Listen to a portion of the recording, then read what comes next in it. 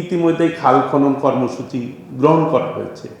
আমি গত কয়েকদিন আগে দেখলাম 11 দলীয় জোটের রাজশাহীতে একটা মিটিং করছে। আমার আগে হান্নান মাসুদ মাননীয় সংসদ সদস্য বক্তব্য রেখেছেন, বিগত সরকারের সাথে আমাদের তুলনা করলে কিন্তু হবে না, হবে, এবং তারা যা করছে আমরা তাই করব, এই মানসিকতা নিয়ে বক্তৃতা দিলেও কিন্তু ঠিক না।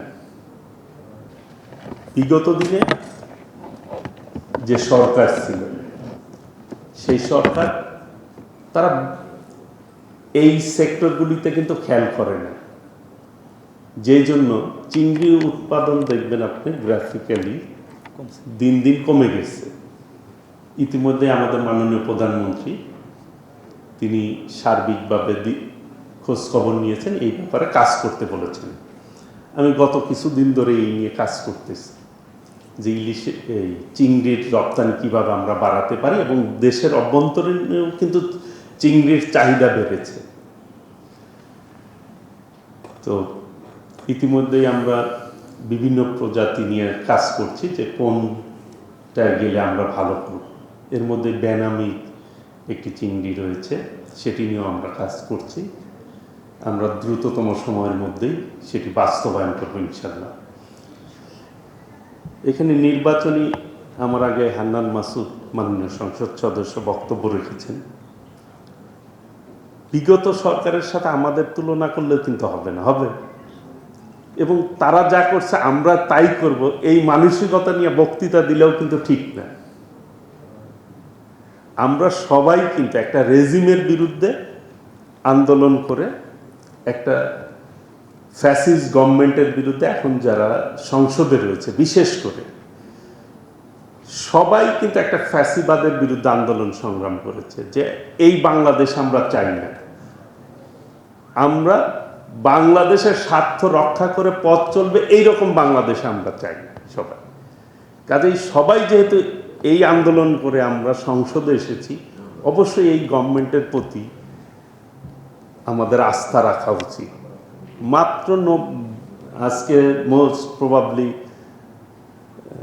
92 দিন হবে আমাদের সরকারের বয়স। এই কথাগুলি যদি আপনি 3 বছর পরে বলেন তাহলে আমি এটা সাদরে গ্রহণ করব যে না, আমরা কাজ করেছি বা কাজের ক্ষেত্রে আমাদের কি কি ভুল হয়েছে তখন আমি স্বীকার করি। আমি তো মাত্র কাজ শুরু করেছি। ইতিমধ্যেই দেখেন যে কয়টি নির্বাচনী ইশতেহারে আমরা বলেছিলাম মাননীয় প্রধানমন্ত্রী দেশনায়ক তারেক রহমান প্রত্যেকটি কিন্তু এই সময়ের মধ্যে উদ্যোগ গ্রহণ করেছেন এবং পদক্ষেপ নিয়েছেন। ফ্যামিলি কার্ড, কৃষক কার্ড, কৃষি ঋণ মৌকুফ করা, ইমাম মসজিদের বেতন ভাতা দেওয়া, প্রত্যেকটাই পদক্ষেপ নিয়েছেন। তার মানে এখন কথায় কথায় যদি বলি যে বিগত সরকার এই করছে, আস্থা আমি রাজনীতিবিদ হিসাবেই যদি আরেক রাজনীতিবিদের প্রতি আমরা আস্থা না রাখতে পারি, যারা একসঙ্গে লড়াই সংগ্রাম করেছি, তাহলে কি হবে? এটি আস্থা রাখতে হবে। আমি কি করছি, সরকার কি করছে, পদক্ষেপ ঠিক আছে কিনা। ইতিমধ্যেই খাল খনন কর্মসূচি গ্রহণ করা হয়েছে। আমি গত কয়েকদিন আগে দেখলাম 11 দলীয় জোটের রাজশাহীতে একটা মিটিং করছে যে খাল খনন করে কি হবে, পদ্মায় পানি নেই। আমরা তো জানি পদ্মায় পানি নেই, কি অবস্থা। সেই অনুযায়ী কিন্তু নদী খননের কাজ আমরা করতেছি। জেনে কথা বলতে হবে যে সাগর থেকে যে পানি আসে, নদীর গতি যাতে ঠিক থাকে, নাব্যতা যাতে ঠিক থাকে, সেই জন্য মাননীয় আমাদের পানি সম্পদ মন্ত্রী কথা বলবেন। এই নদী খননের কাজও কিন্তু আমাদের চলছে, শুধু খাল খননের কাজ চলছে না।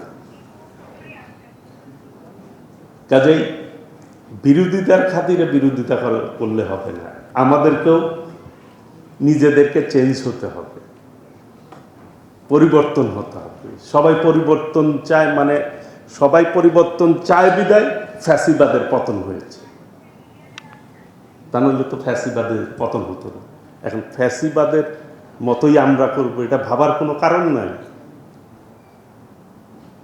কারণ বিএনপি সবচেয়ে আমি বলবো, আমি যেহেতু এই দলটাকে ধারণ করি, এই আদর্শকে বিশ্বাস করি, আমাদের নেতা শহীদ রাষ্ট্রপতি জিয়াউর রহমান, যিনি স্বাধীনতার ঘোষণা দিয়ে যুদ্ধ করে দেশ স্বাধীন করেছেন, একটি নজিরও দেখাতে পারবেন না কেউ, আমি ওপেন বলছি, যে বিএনপি গণতন্ত্রের বিপক্ষে কোনোদিন পদক্ষেপ নিয়েছে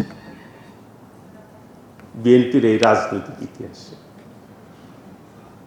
৭১-এ যুদ্ধ হয়েছে, স্বাধীনতার ঘোষক ছিলেন শহীদ রাষ্ট্রপতি জিয়াউর রহমান, বিএনপির প্রতিষ্ঠাতা। এরপরে ৭৫-এ একটা বিপ্লব হয়েছে, সেই বিপ্লবের নেতৃত্ব দিয়েছেন শহীদ রাষ্ট্রপতি জিয়াউর রহমান। ৯০-এ একটা আন্দোলন হয়েছে, সেই আন্দোলনের নেতৃত্ব দিয়েছেন দেশনেত্রী বেগম খালেদা জিয়া, বিএনপি।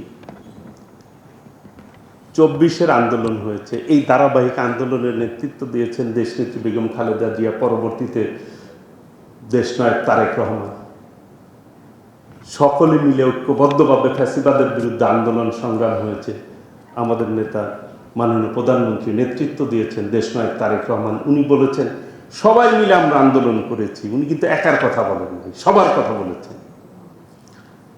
এবং ওনার যে প্রধানমন্ত্রী হওয়ার যে পরে যে পদক্ষেপ দৃশ্যমান দেখছেনই আপনারা, উনি কীভাবে চলছে, কীভাবে উনি নিজেকে গড়ে তুলছে বা দেশকে কীভাবে এগিয়ে নিয়ে যাচ্ছে, এটা কিন্তু দৃশ্যমান।